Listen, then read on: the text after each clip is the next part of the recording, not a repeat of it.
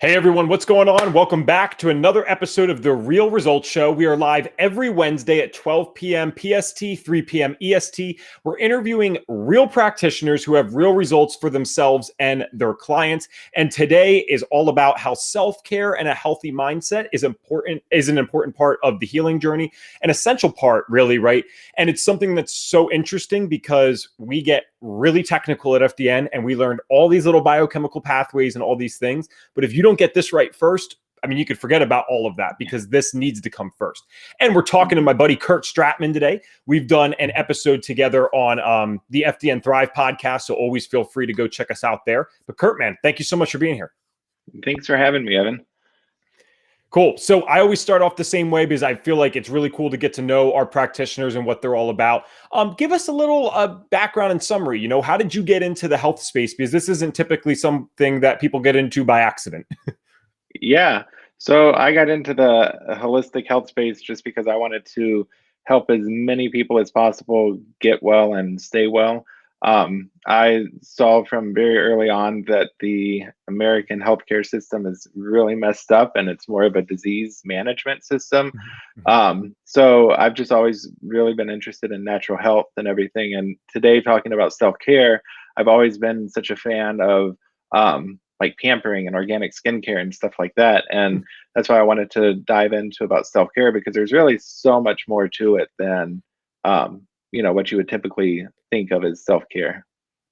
Sure. And I mean, again, it's something that even if we do think about it, that's great, but most of us neglect it completely. I know I did that. I wouldn't have thought about self-care whatsoever, to be honest. So I think that's cool that you got into that. I mean, let's just start off with, what does that actually even mean to you? Let's define self-care, because it's probably more than just stuff with lotions or whatever, although that might be a part of it, right? So what's the general picture? Yeah, so it's definitely a part of it. Most people, when they think of self-care, they think of pampering and getting massages and stuff like that. But, self-care is just something that brings about joy in a person. And oftentimes, if you're doing that typical, getting a massage and pedicure and stuff like that, that many people would label as self-care, that's something that you're dependent on someone else for. You're depending on someone else for that joy. It's a codependency, it's conditional. And breaking down self-care, there's so many different aspects to it. Self-care is really about being present in the moment. As you're present with yourself, it really allows you to kind of feel happy for yourself, and again, you're not depending on someone else for that joy. And as you know, how the FDN approach and the holistic approach in general, you look at the entire body holistically as a whole. And if whatever you're working with a client for, whatever conditions or chronic illness that they have, you're looking for that root cause, you're looking for imbalances, within the body, but taking it, to a broader perspective and looking at the body as a whole, as the entire lifestyle, and identifying what elements of it are out of balance can really help you on your whole healing journey. Because, healing is an event. Healing is a journey, not an event. You didn't get unhealthy overnight, so you're not going to get healthy, overnight as well. It's all of those aspects for your lifestyle. So self-care is just simply anything that can nurture and fulfill a person on a deeper level. There's 6 areas of self-care that I want to focus briefly on each one today. There's a self-care wheel, and it's a big thing, a big tool used in the holistic health space and by like psychologists and stuff like that. But the one that I'm referencing is one that was created by Olga Phoenix. She's a well-being and trauma keynote speaker.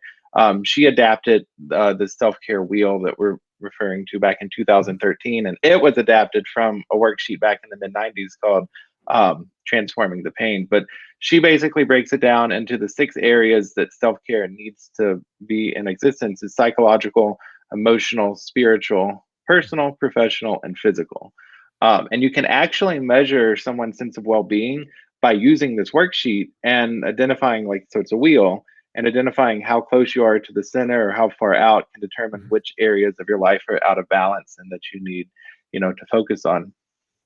So oftentimes when I'm talking about self-care, I'll refer back to blue zones and how blue zones operate. So if you're not familiar with blue zones, it's a an area slash town community. There's, I think, 6 of them that are most popular around the world, but they have the highest concentration of centurions, of people living over the age of 100.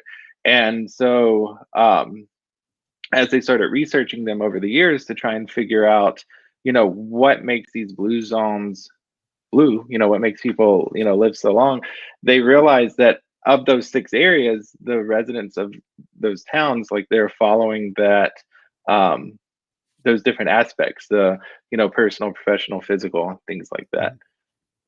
That's really interesting about the blue zones, because I mean, I stumbled across it once and I think there's like, Okinawa, Japan, Ikaria, Greece. There's like Loma Linda, California. That's the only one that's not Uh-huh. an island or something. And Yeah. I just remember, like, immediately my paradigm at that time, Kurt, was limited to diet, because this was years ago. And I'm like, oh, Hmm. okay, well, they're all kind of eating different diets. This means nothing to me. And I tossed it away. Yeah. And I love that you just brought that up, because I've heard bits and pieces over time. And I remember one of the things, and maybe you've heard this story, but isn't there like a 100-year-old woman that still like gardens or bikes 6 days a week or something like that? There's a I mean, bunch of them. That's the cool. thing. Dan Wetner, I think is how you pronounce his name. He was the one that really brought light to blue zones. He got several grants from National Geographic to go and study them, and he spent a lot of time in Okinawa. But there was one instance to where he spoke with a guy that was from Sardinia, which is another of the islands. It's a blue zone, and the guy had cancer. Was diagnosed with a terminal cancer. He lived in the United States, moved back to Sardinia to move in with his 80-year-old family. So this guy, I think, was in his 60s at the time, and his cancer went away, and he had no treatment or anything like that. And so, it works, and the proof is in the pudding when you have all of these over 100 people still, doing construction and working and everything. Right. Awesome. And guys, as always, we're giving away free stuff on the Real Results Show. And today we're giving away the FDN Thrive survey, which is just something that can help you figure out maybe some hidden stressors going on in your body, so that you can kind of get a hold of if you're dealing with chronic health issues. So, of course, with today's topic, drop the word self-care in the comments and we'll make sure someone gets back to you and gets that sent over. For those that are just tuning in, we're talking all about how self-care and a healthy mindset actually leads to health. And this is something I'll always admit, I said it in the beginning, I just overlooked this completely. I was so locked in and focused on the biochemistry that I never really thought about what's going on up here and how much I actually had to grow as an individual to even implement the stuff that I was learning about biochemistry. Because you can learn about it all you want. That doesn't mean you're going to go do the things. And self-care goes a lot deeper than that. We're talking to Kurt Stradtman, who is, of course, a functional diagnostic nutrition practitioner. Now, Kurt, what does self-care look like for you specifically? Because I know for me, and I think this would meet your definition, it's hiking. It's probably one of my biggest ones. I got a lot, but hiking is, I could be having the worst day of my life, and you let me go out solo. I put an audiobook on this thing, or I'm literally, I'll listen to stuff from FDN. I like the more, that actually relaxes me, listening to the technical stuff. It's kind of weird like that. And you just send me off and it will instantly not be the worst day of my life anymore. So what does that look like for you? My self-care is actually something I've really been working on lately, but for self-care for me, yes, I love, the pampering and skincare and stuff like that, but my self-care is working on boundaries, because the whole key word of self-care is self. Like, you're taking care of yourself, and that's something that I've been needing to work on for quite some time, and I didn't realize all the different areas of my life that, a lack of boundaries and stuff like that can really start to penetrate and really impact your psyche, and then that's affecting your health and everything from there.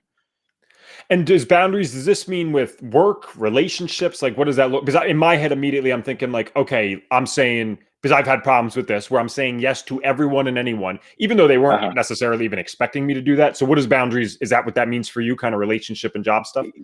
Yeah, so the workplace is the easiest way for boundaries to be violated, because they're going to violate, you could have an employer that violates your time boundaries, or people who don't, put work away at, the end of the day kind of thing.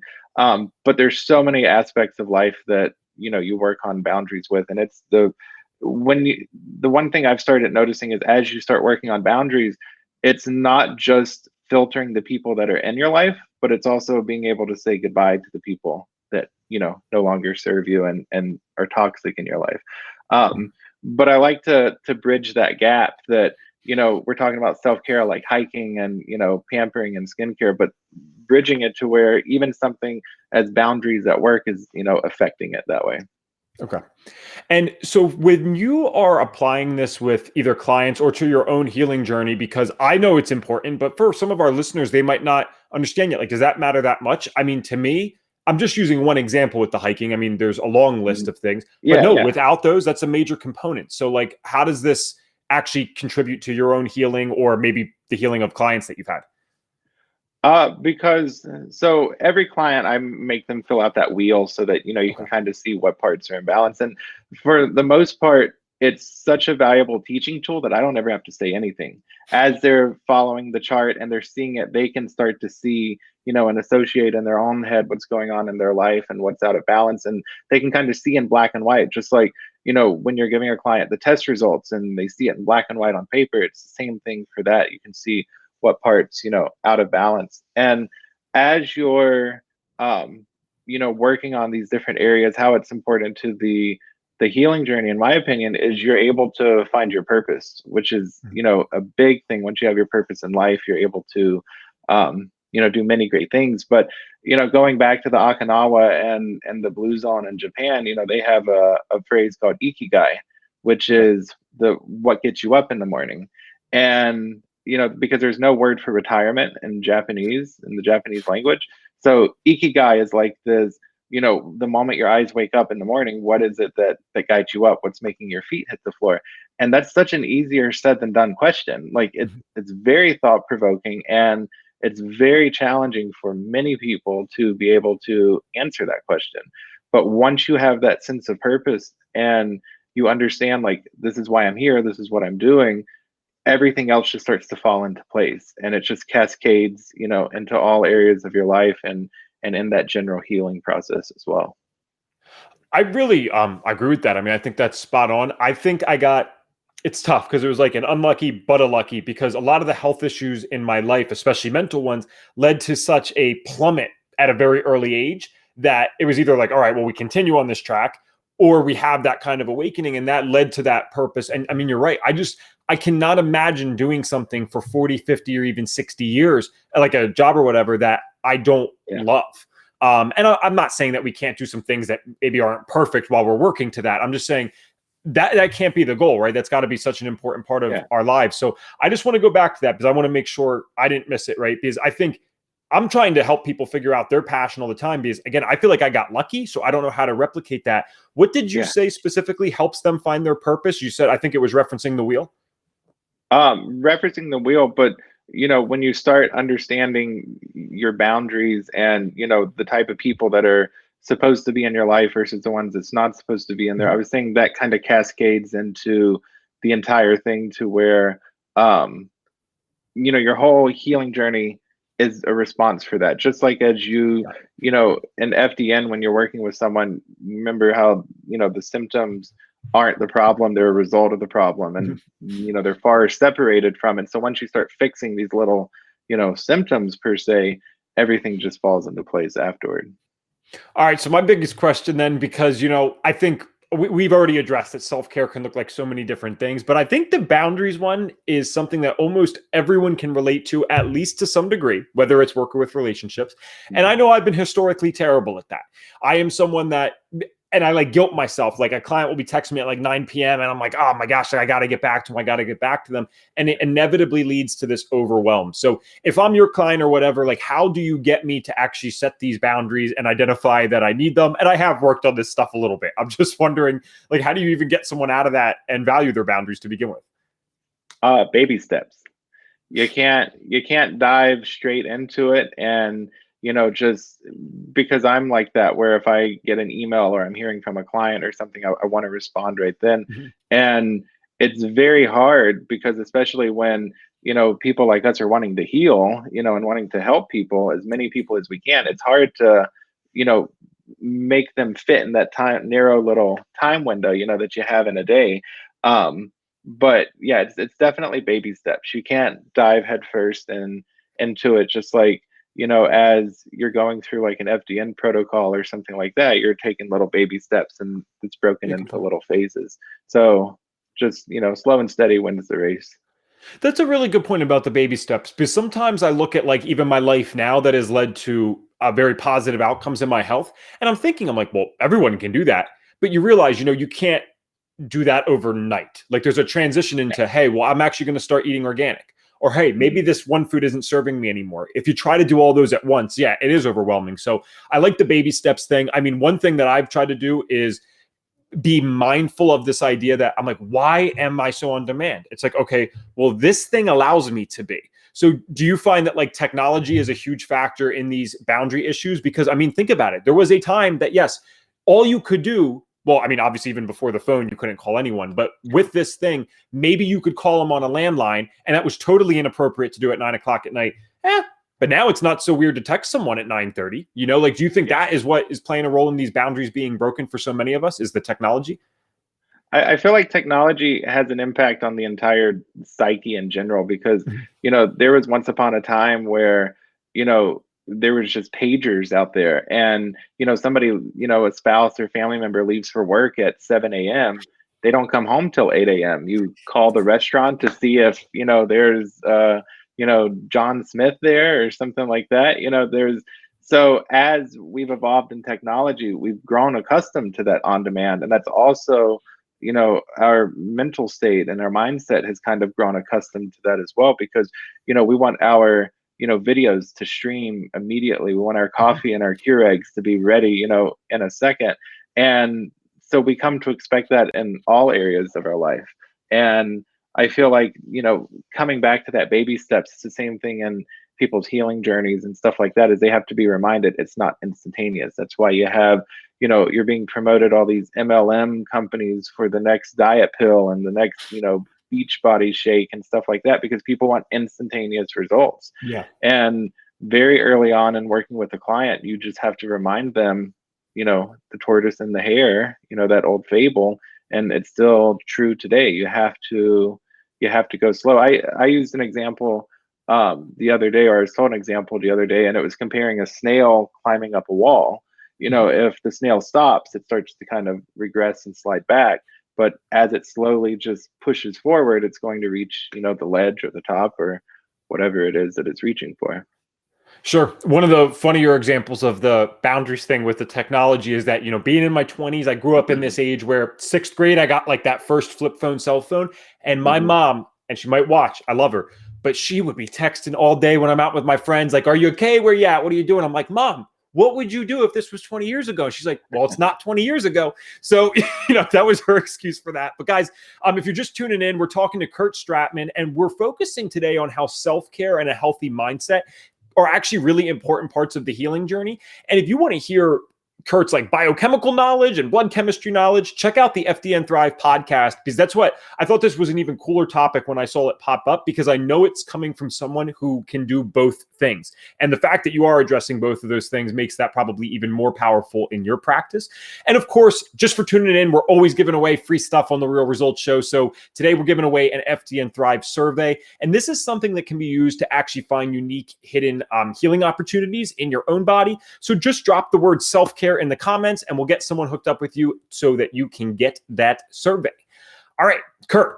So I'm curious if you have any like cool client stories where maybe self-care was actually like a majority of the part of their healing, because typically we always ask for practitioners' client stories on this. And it might be like, oh, well, we found something really cool on a gut test or a hormone test. But I like this topic. Have you had any clients that just were completely neglecting the self-care area, and then with your help, they focused on it more and it worked? No specific examples, but I can assure you nearly everybody that comes to you is going to have issues with that self-care because, when you have those, when I was talking about the blue zones and how, the residents of those communities all implement basically all six of those, different aspects of their life. Once all of those are in balance, then, everything's good and happy. Well, if they're coming to you because they have chronic symptoms and they were diagnosed with a chronic illness or something years back, then there's already something out of balance, Hmm. and it's just like a pebble in a pond. It could have been something as simple as they were neglecting their family or their self or something like that, and it just escalates into something else. Well, I mean, yeah, and it's a good point. I definitely agree with you now, because again, I was kind of blind to it before. It was a blind spot in my own healing journey that Mhm. everyone that comes to us is going to need to address this to some degree. I just, and listen, maybe it exists, maybe it doesn't, but I have never yet seen a case of autoimmunity or cancer where there was not a clear, identifiable like trauma or major stressor in the person's life, especially recently, after the or before the diagnosis. And even more importantly, I think you've probably noticed this in the FDN community. And I love my community. I'm a part of this, but we are like very type A dominant. So it's kind of interesting how many former type A individuals we have, or recovering type A's, we'll call them, because, we burned ourselves out. And then we go and have to figure it out. And we realize, hey, we do need to take care of ourselves a little more. So, Kurt, in terms of your business, who is like your ideal client? And I always like to ask this because, I mean, seriously, this is your time. This is the type of person that if they have these characteristics and they come to you, you're like, yes, I can't wait to work with you. And then, of course, where can they find that business as well? Sure. My ideal client is I because as FDNs, theoretically, they're going to be the last person that they need to come to, because you not only help them heal themselves, but you're also teaching them, and it's, teach a man to fish kind of thing. So they go off and they're able to make those healthy decisions that kind of stick with them, time after time.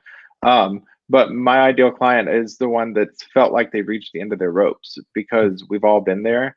We've all felt like, more people than not has felt unheard by their physician, by their doctors, by different specialists that they've gone to. And, when they feel like they've reached the end of their rope, and then they come to you and they're dragging in because they're so used to, not making any progress, especially when working on their health, and then they see that light at the end of the tunnel and they get excited and motivated that this is it. This makes sense. This feels like it's going to work. And I think the important part of that is they feel like it's going to work. And once you feel like this is it, you're getting into that mindset that we've been talking about. And so then that just paves the way for their success. It's a beautiful thing, and it's universal with FDN and FDN Thrive. When you get here, it's such a shame that you got here so late, because we can still help you now. Imagine what we could have done 10 years ago. Yeah. And you're right. So many people are at the end of their ropes. I remember and I don't mean in a dramatic way. It's something I share publicly. I wasn't even depressed at the time, but I had so many physical health issues after a kind of conquering my mental health stuff that I was just like, I was 18 and I knew I couldn't do this for another 60 years. I'll put it that way, Mm-hmm. And I knew I needed something quick because I'm just going to give up. I don't want to do this for the rest of my life. And, I just kind of asked you two questions, so I apologize. Where can people find your biz though? Because I don't think you mentioned that. Sure. So my practice is Stradtman Family Wellness. You can visit it at stradtmanfamilywellness.com. And if you go to the resources section on my website, I actually have a free download of the social or self-care wheel Oh, that you nice. can actually fill out yourself. So Cool, and get it checked out. All right.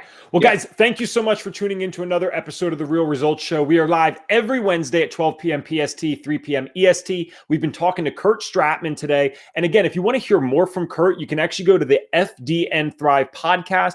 I honestly can't remember what episode Kurt's was. He was in like the teens or something, but the names are all there, so you can get that checked out. Kurt, thank you so much for being here with us today.